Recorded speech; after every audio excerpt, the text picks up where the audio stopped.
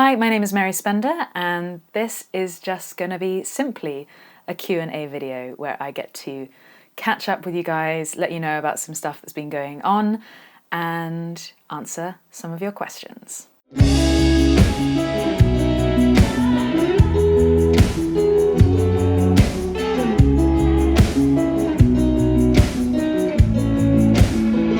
Massive thanks to Reverb for sponsoring this Q&A video because it is starting to feel a little bit like spring in England.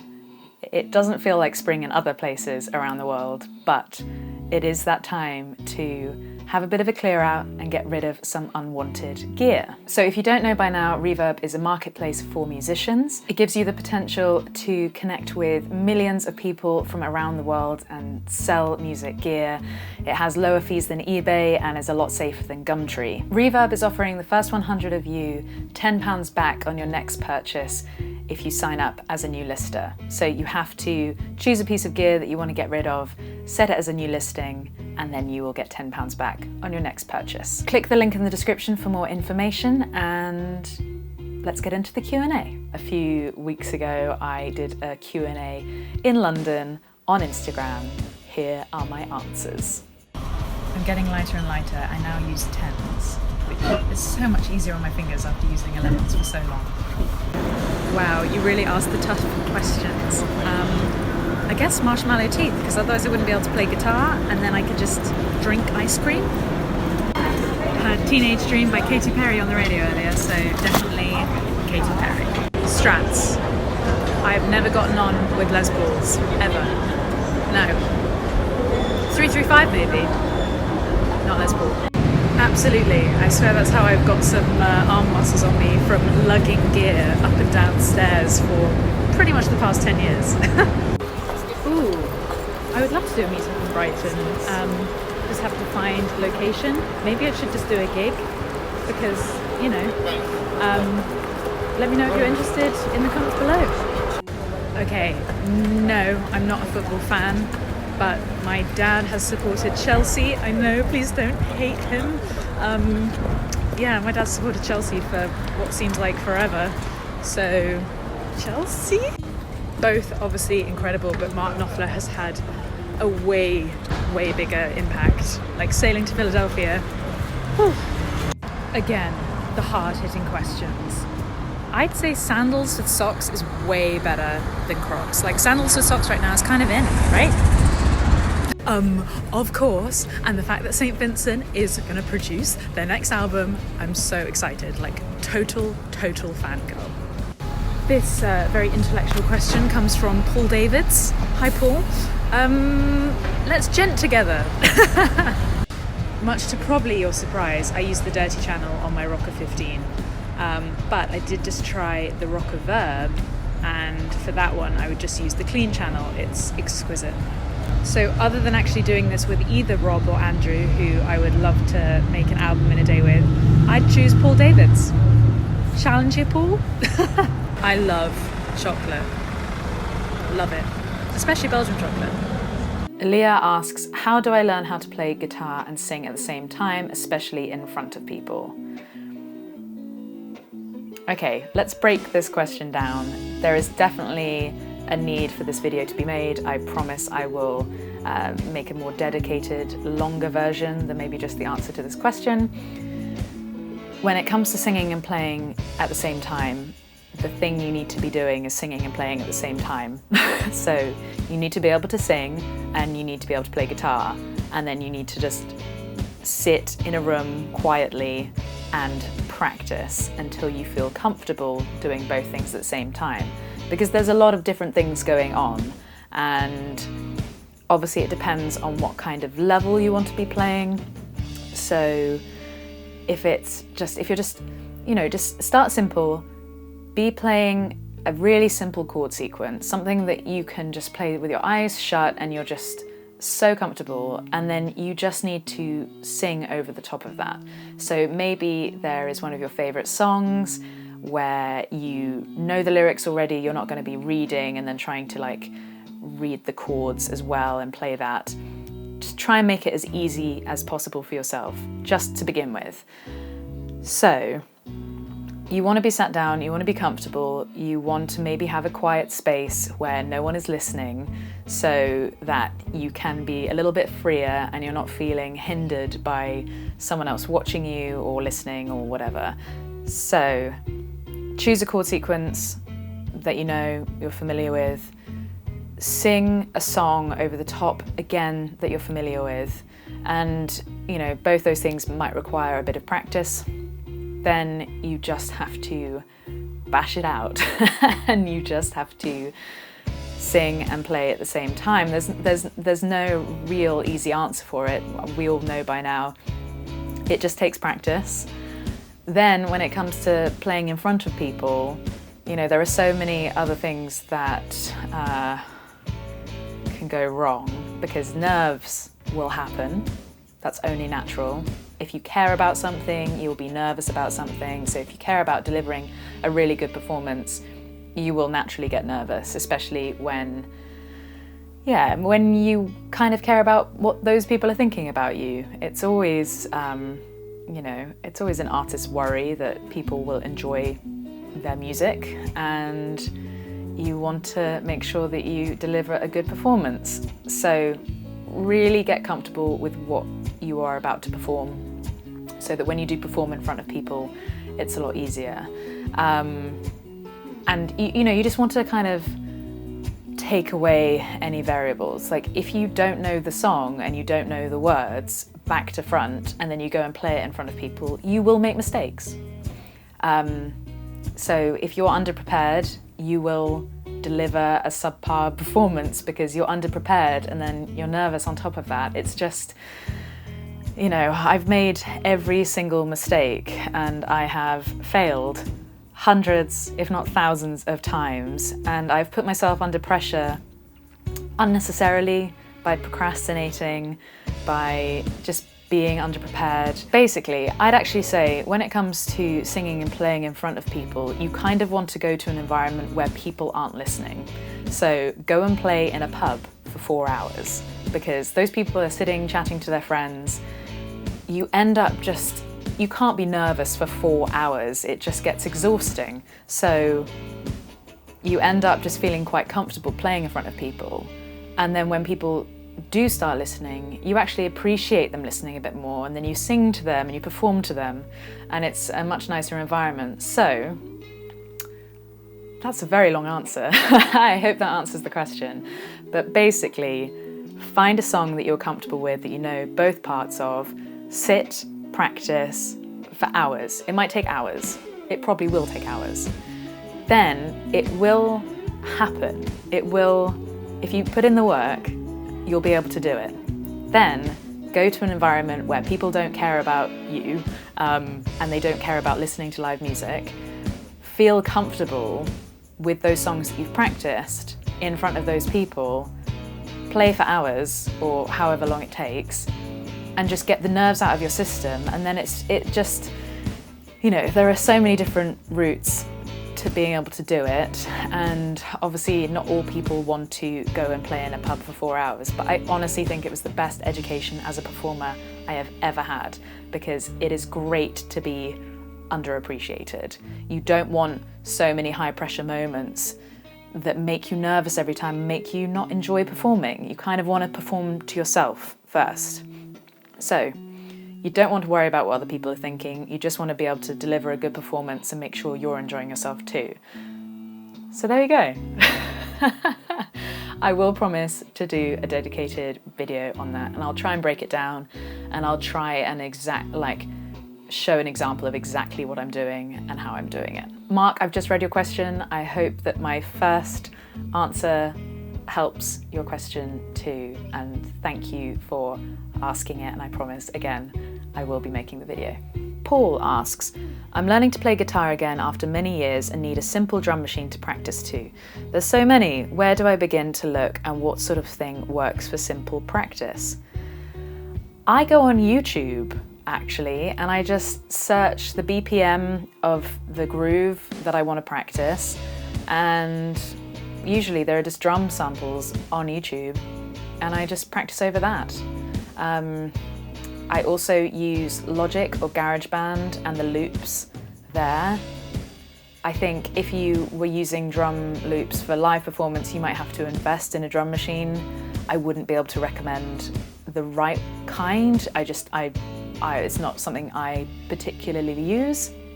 However, if you do want to use a loop pedal and make a percussive beat on your acoustic guitar, or maybe even with electric guitar and effects, then that's also a great way to build your own loops. And it's quite impressive if you are doing them live, because you're building them there and then in front of the audience. Joe asks, I realise there are no easy answers to this question, but any advice for those starting out in songwriting? I'm finding it easy to overthink and end up with nothing, or with far too many disjointed ideas in one project.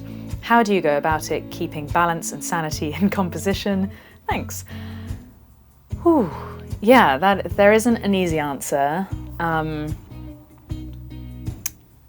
The best way to start out songwriting is really, again, just to write for yourself. Don't think that it needs to be heard. Maybe write about something that's just happened in your life, so it's very fresh in your memory, or you can obviously use your imagination.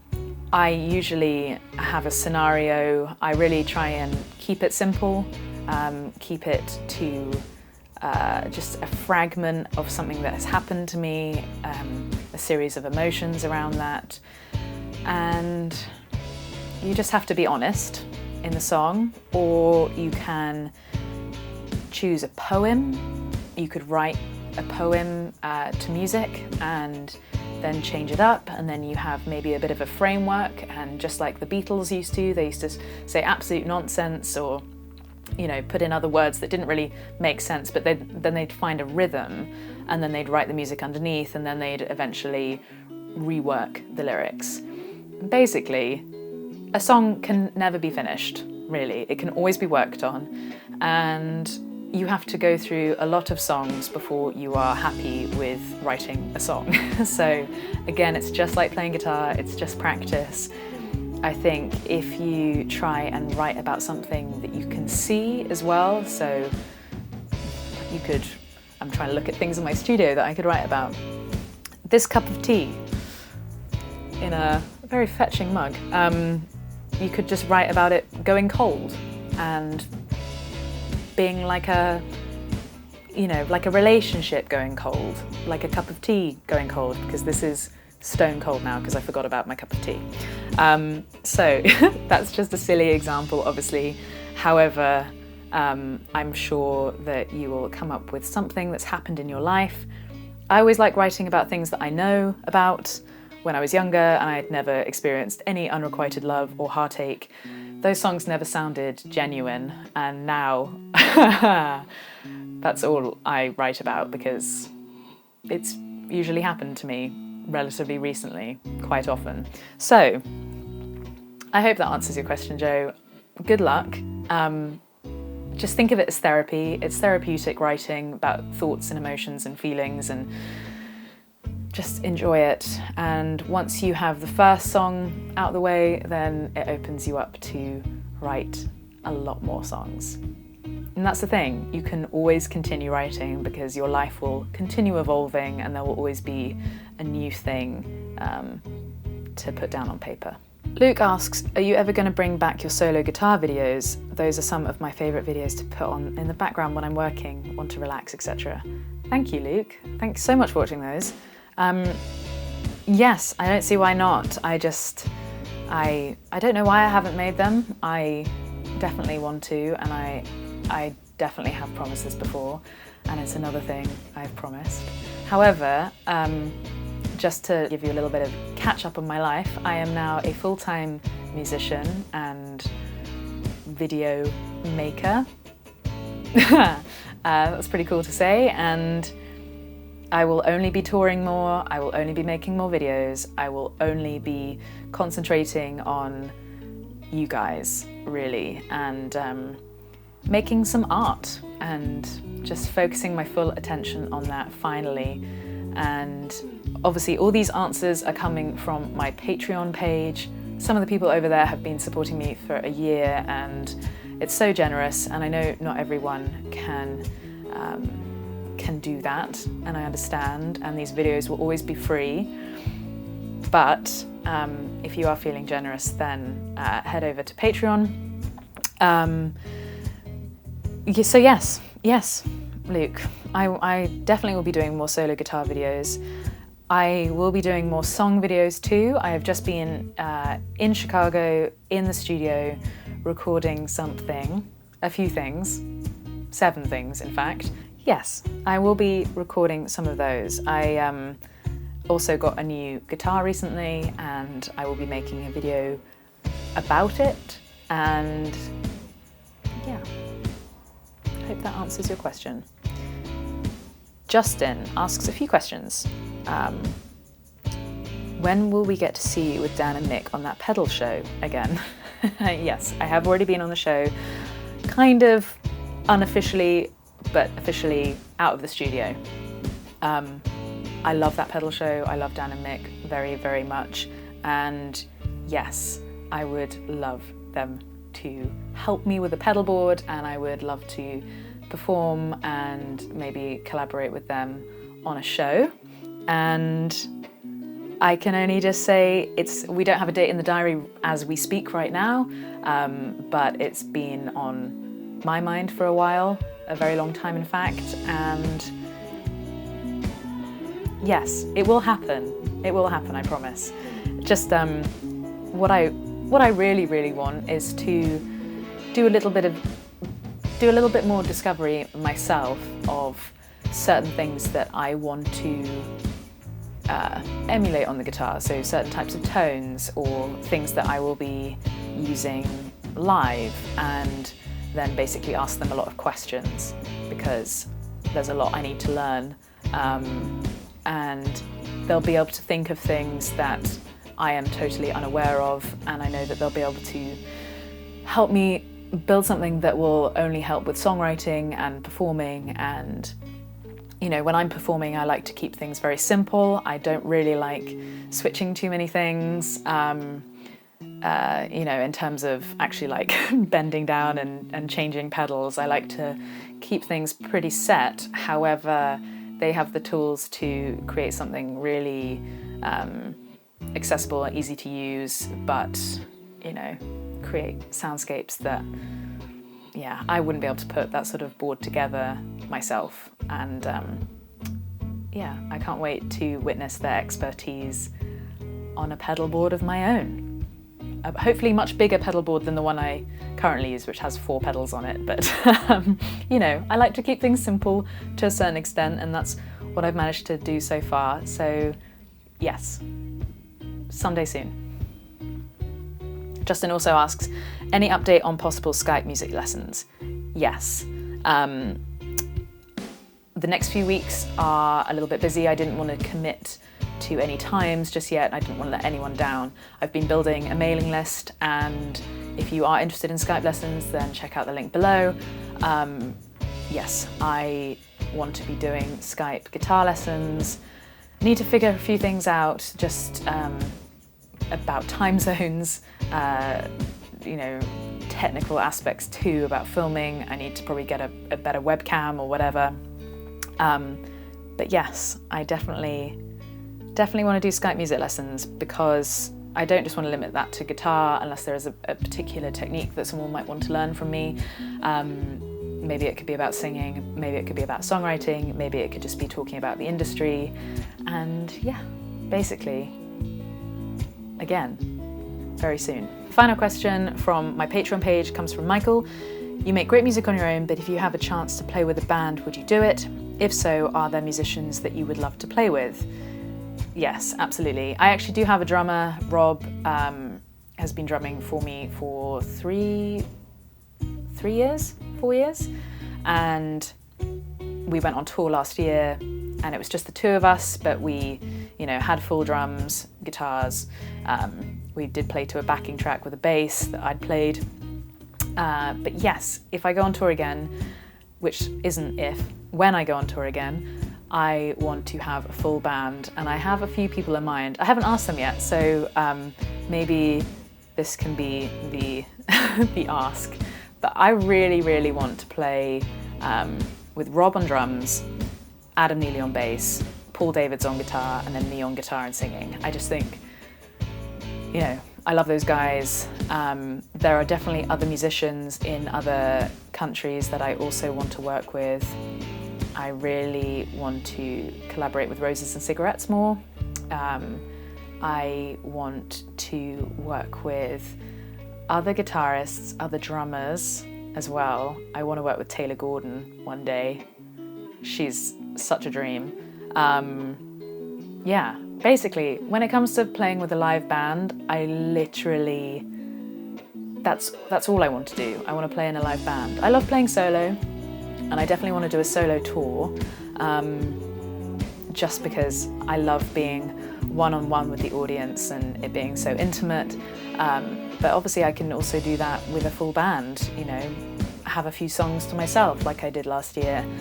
And yeah, those guys, I think, any of those musicians.